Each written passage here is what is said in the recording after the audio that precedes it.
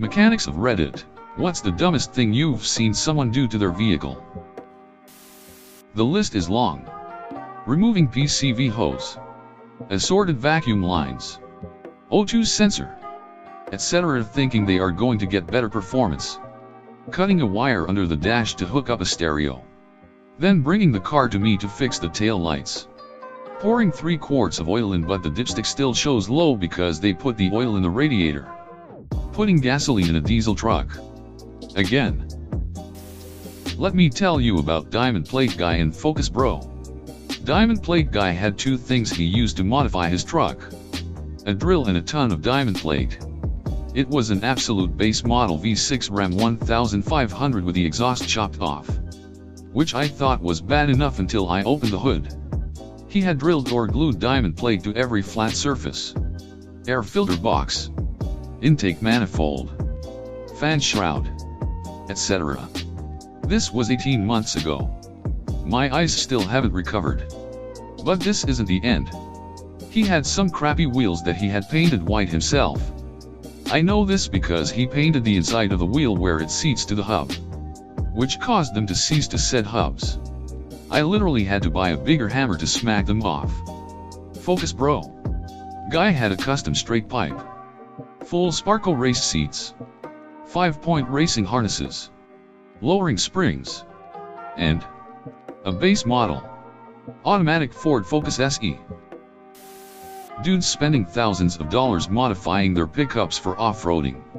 Even though they spend 99% of the time on highways, and the furthest off of a road they ever get is a logging road that a stock Forester could tackle with no problems. And then complain about extra shitty fuel mileage.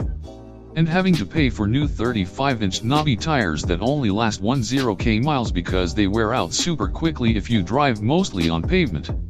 And having to replace their front wheel bearings every other year because those larger wheels and tires are a lot heavier than the stock ones. And being super surprised to learn that parts for a 3/4 ton pickup can cost multiple times more than the comparable ones for the small sedan they sold to afford their bro truck. This probably won't be the worst one in this thread.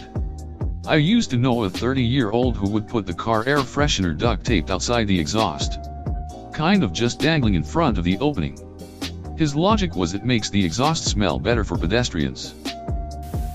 Not a mechanic, but we do almost all of our farm equipment maintenance. Brother called during a hellacious snowstorm telling me hurry, get over here and bring beer.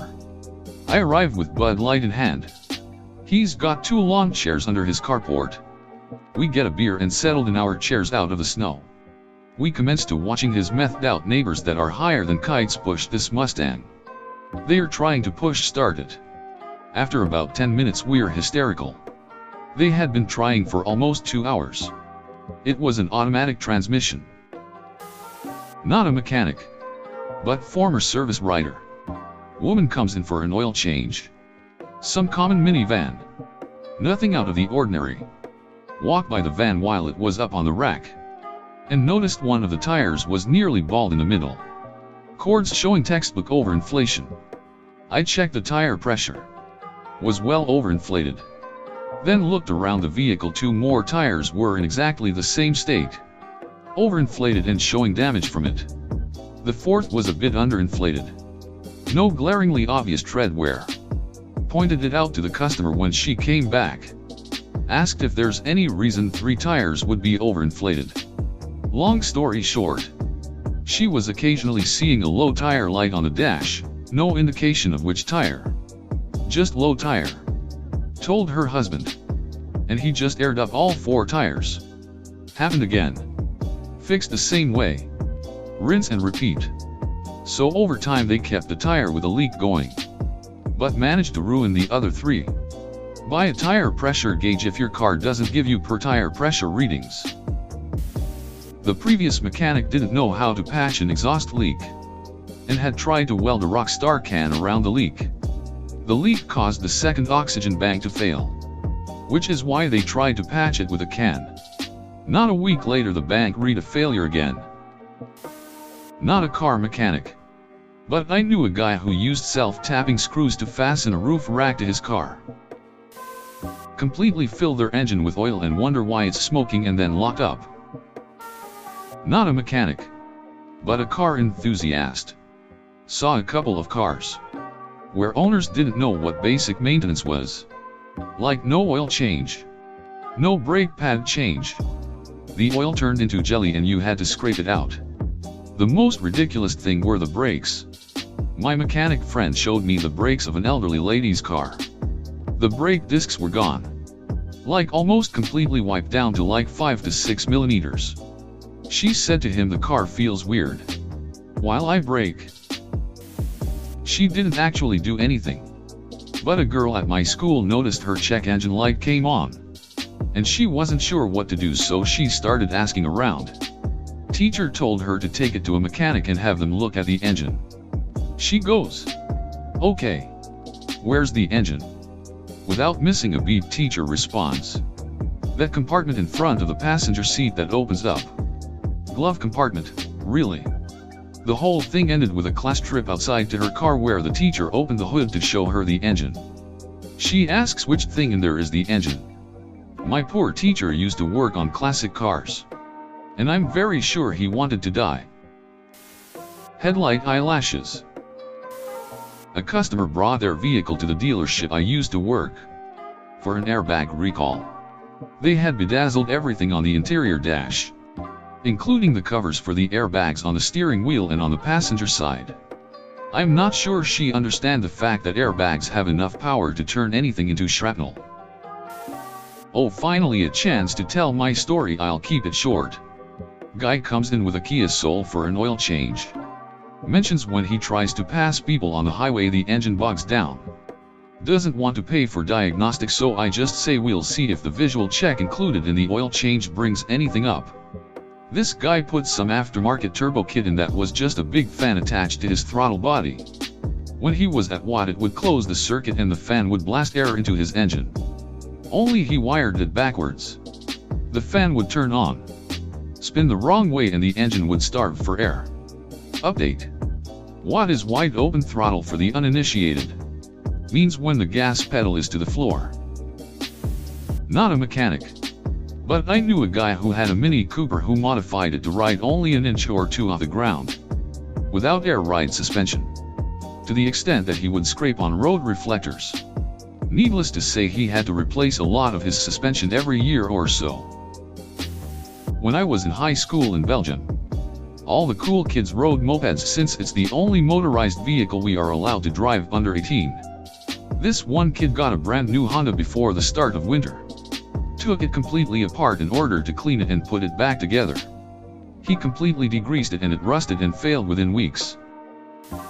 I worked at a Chevy dealer and now work at a Jaguar/Land Rover dealer. I'm not surprised at people's stupidity anymore. More than once I've seen people add oil to the coolant reservoir. I've seen the inside of a motor where the customer never changed the oil since it was new and the car had 50xxx miles on it. The dumbest thing I see every day is people come in with broke suspension parts, ball tires and no brakes. They don't buy any of it and just want the oil change and insist we are trying to rip them off. But the same person will come in raising hell over a small safety recall and refuse to leave until it's done because the car's unsafe.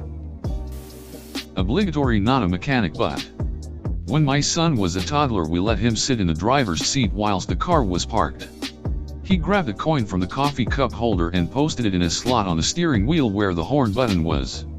Every time we moved the steering wheel the horn went off. That was a fun few days till we could get it sorted. I wrench on bikes, not cars. And at least once a month we have someone come in that put chain lube or grease on their brake rotors because they were squealing. And now wants to know why their brakes aren't grabbing. A long time ago, the muffler of a friend's car developed a hole. Her husband split a Coca-Cola can and duct taped it over the muffler. She later had to have some other work done and was going to go to the same repair man I used.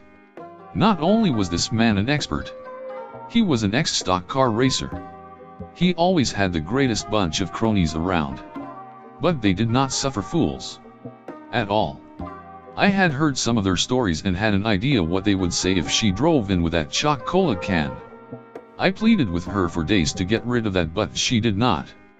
I had to take my car in for service a week later. And man, were their comments.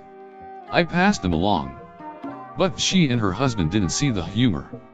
For years later, she was always referred to as my friend with a choc-cola can. New 5-speed Civic came back in with shifting problems. Car only had around 500 miles. Dad was with the son. Screaming lemon law. I start looking it over and noticed the front tires had 230 seconds worth of tread and the rears were brand new. Pull the shield off the trans and clutch fibers and pieces start falling out.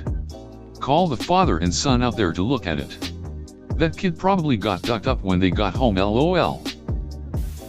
My dad once poured wiper fluid into where the brake fluid goes. It was my relatively new car, so he wasn't familiar with it and also clearly not paying attention. He tried to tell me it was probably fine, but I made him take it to a mechanic and pay to have it drained and fixed properly. I bet the mechanic had a good laugh that day. And my dad learned a fairly costly lesson about paying attention.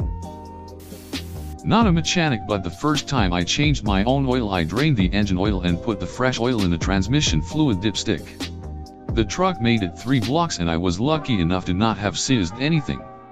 We'll never make that mistake again. My old mechanic had a guy come in with a Ford probe. He claimed it was low on oil. They take the dipstick out and the whole stick has oil on it. He checks again with the same result. The guy took the oil cap off and looked down into the hole and said, "See, it is low." He had put 3 to 4 cases of oil in the motor trying to fill the entire block up. Not a mechanic. But while sitting in a shop waiting for my own car to have work completed, I witnessed a customer and their mechanic talking about the customer's car needing suspension repair. The customer had tried, unsuccessfully, to do the repair himself. The mechanic asked him why some lug nuts were missing and others were loose. The customer replied how he thought he would be helping the mechanic by loosening the tire for him. The customer had driven 20 minutes to get to the shop with a tire held on by a few loose lug nuts. Not a mechanic. My uncle used to run his car engines for a few minutes after draining the oil during an oil change to get all the old oil out. Had a mechanic friend of mine tell me one customer didn't know that the oil would need to be replaced every few thousand. They just assumed that the maintenance minder was to remind them to check the levels and look under their car to make sure it wasn't leaking. They thought that all the oil for people to buy was because either the oil would leak or evaporate out of the engine. Mechanic friend. /surprised PK / Guy was convinced his tires were different sizes because they rotating at different rates. Like. He jacked up each wheel and put the valve stem at the top. Went for a drive. And they were not lined up anymore. I had to explain it with chalk and string in the parking lot. Not what someone has done to their car. But at my school we take auto maintenance and light repair. I was with a kid who put on a tire machine and broke the bead without taking the air out, resulting in a loud boom and a tire and rim flying. Kid got suspended.